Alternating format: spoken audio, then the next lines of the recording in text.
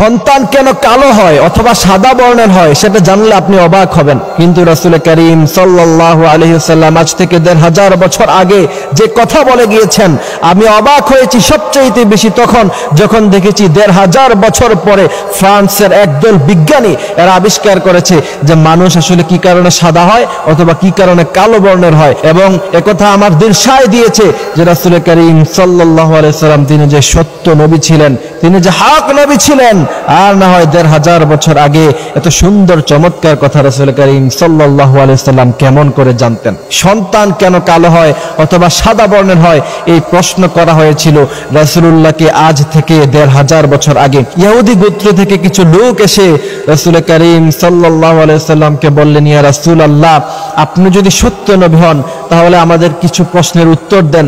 তার মধ্য থেকে অন্যতম প্রশ্ন হলো, আপনি বলেন তো মানুষ কেন কালো হয় অথবা সাদা হয়? যদিও আল্লাহ সুবহানাহু ওয়া তাআলা মানুষদেরকে কালো অথবা সাদা বর্ণের করে পাঠান, কিন্তু এটার একটা মূলনীতি আছে। রাসূলুল্লাহকে প্রশ্ন করা হয়েছিল, আপনি সেই মূলনীতিটা বলেন যে কি কারণে মানুষ সাদা বর্ণের হয় অথবা কি কারণে কালো বর্ণের হয়। দেখবেন আফ্রিকানরা অধিকাংশই কালো, আবার আমেরিকান ইউরোপিয়ানরা খুব বেশি সাদা বর্ণের হয়।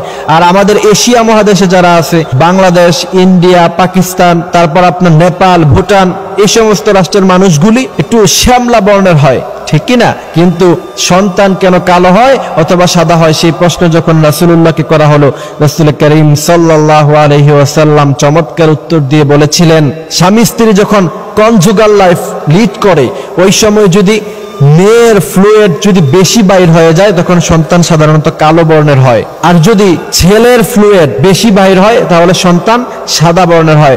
রাসূল করিম সাল্লাল্লাহু আলাইহি ওয়াসাল্লাম যখন এই উত্তর দিলেন তখন ইহুদি দলের লোকেরা বলল, ইয়া রাসূলুল্লাহ, আপনি তো সত্য নবী, আপনি সঠিক উত্তর আমাদেরকে দিয়েছেন এবং আপনি যে পৃথিবীর সমস্ত মানুষদের উস্তাদ সেটা আমরা বিশ্বাস করেছি।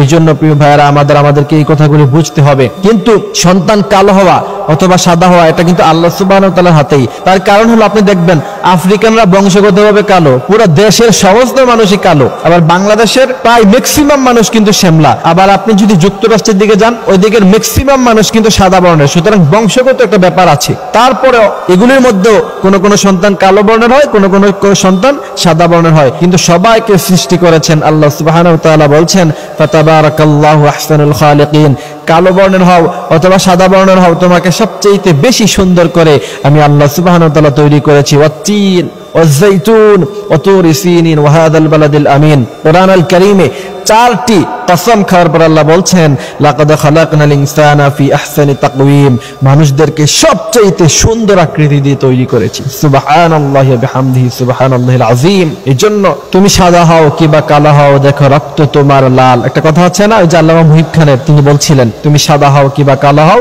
দেখো রক্ত তোমার লাল। এজন্য সাদা এবং কালো দিয়ে আল্লাহ সুবহানাহু ওয়া তাআলা কিন্তু কাউকে জাস্টিফাই করবেন না।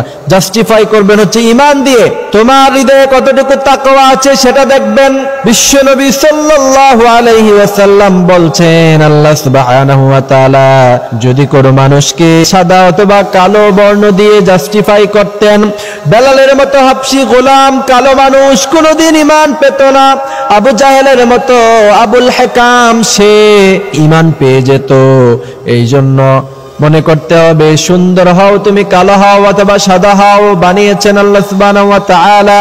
সেজন্য রব্বুল আলামিন বললেন, ফাতাবারাকাল্লাহু আহসানুল খালিকিন। আল্লাহ পাক কথাগুলো বুঝার তৌফিক দান করুক, আমিন।